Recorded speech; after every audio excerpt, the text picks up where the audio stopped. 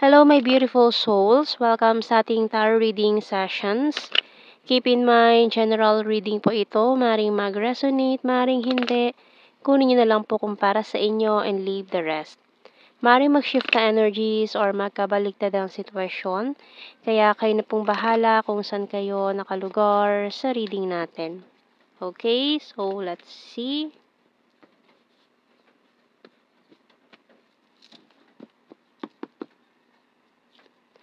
Perfume.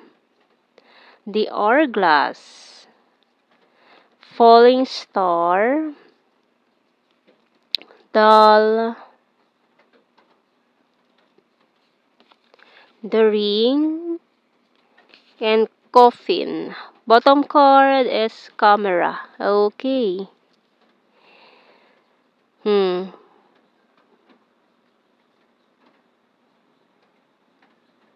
So, parang may ano dito no, ending na naman to. Maaring humantong na sana kayo sa proposal.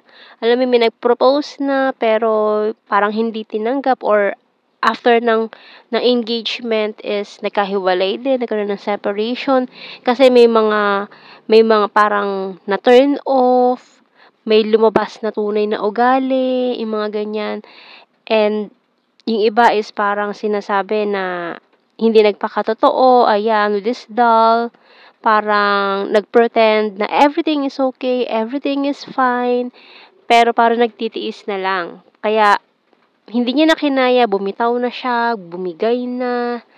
Ayan, so tingnan natin sa ating tarot cards. High Priestess, the Lovers. Ayan, Tower card. Kasi biglang gumuho itong mga pundasyon na binuo ninyo eh. We have the Eight of Wands, the Magician, Two of Cups, the Queen of Swords, and the Page of Pentacles, Justice bottom card. So, meron tayong mga energies dito ng Scorpio, Gemini, Pisces, and the Libra. Tingnan natin. Just being near you is intoxicating. So, nagtiis lang talaga, no? Kahit na naramdaman toxic. Ayan, I'm becoming a better person. Pero sabi naman nung isa, ayan, I'm becoming a better person na daw. Gusto pa rin ayusin, bumawi. I'm afraid to contact you. We both know I'm not the one for you. I couldn't let you get close to me. I left you before you could leave me. You and I were too young and I wish I had treated you better. So, maaaring it's, kung kailangan nyo, kung bata pa kayo, kailangan nyo pag-isipan pa rin talaga itong mga desisyon nyo para kasi masyado nyo minamadali. Ayan. I love you.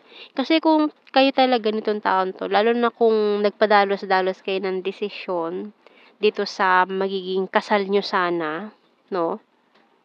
Lalo na kung youngster pa naman or nasa early 20s. So, wag niyo muna madaliin ang mga bagay-bagay. Ayan, kasi, ayan, dahil nga parang nagmamadali. Kumbaga kasi kapag nagmamadali ka, mas prone kang madapa. 'Di ba? So, ngayon, pag-isipan niyo muna mabuti ito. Parang binibigyan kayo ng time out para mag-isip, mag-reflect, think about it, no? So, binibigyan kayo ng more time ni universe para pag-isipan mabuti ang mga bagay-bagay. Kasi kailangan sigurado kayo bago kayo pumasok sa isang desisyon, 100% sure na kayo. Para walang no more regrets, no? And then 444. I want to protect you. So, maaaring pinoprotektahan lang kayo laban sa mga padalos-dalos na desisyon. Sorry, I'm wasted. Feeling left out in the cold. Powerful and disciplined. This is not over yet and I hate my pride and ego. So, kung hindi pa talaga 'to tapos, so, kailangan niyo muna maghintay for the right time. Kasi ang timing niyo talagang hindi pa, eh. I watch you from afar, you're so sweet and caring, you're my wish come true. So, mahirap kasing ipilit ang hindi pa puwede. Kumbaga, bubot pa, hindi pa puwedeng pitasin. Kailangan mo munang maghintay kasi ang hindi masarap 'pag hinog sa pilit. Masarap pa rin siyempre yung, hinog sa puno, 'di ba? Gano'n. Mga prutas na pinitas na agad ng hindi pa hinog, pinilit, ayan. So, hindi gano'n kasarap. Ayan, we have letter Z, W, and E. X, O, M, Q, J, B, U, N, bottom card natin. Kuha tayo ng blue card. Courage, manifestation, and ayun o, engagement. So, after na engagement, nagkaroon pa ng separation, no? To think.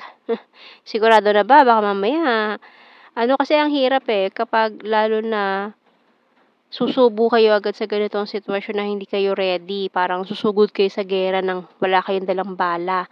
May baril ka nga, wala ka naman dalang bala, 'di ba? Aanihin mo yung baril mo, 'di ba? Gano'n. So, kailangan ready muna bago pumasok sa mga ganitong sitwasyon. Lalo na kung nag-i-start pa lang kayo or nag-i-start pa lang kayo sa buhay, lalo na mga fresh graduates, ganyan yung mga feeling na very motivated, full of energy. Gano'n, relax ka lang muna diyan, no? Relax, relax lang muna. Okay? So, pag-isipan mo na mabuti ang mga desisyon. Kasi ang hirap pagsisi sa huli. Ayan. Tingnan natin general signs and messages. Attractive. Leo sign, December. South PH, caring. Water sign, Cancer, Scorpio, Pisces. Killer smile, quiet person. Future lover, has a dirty sense of humor. September, Aries.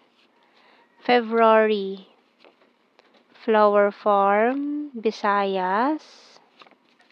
Past person, summer, and flirtatious. 7, runner. June, and confusing. 6, skin tag, Pisces, Aquarius, and fantastic friend. So, yan ang ating reading, my beautiful souls. Thank you for watching. Take care and God bless.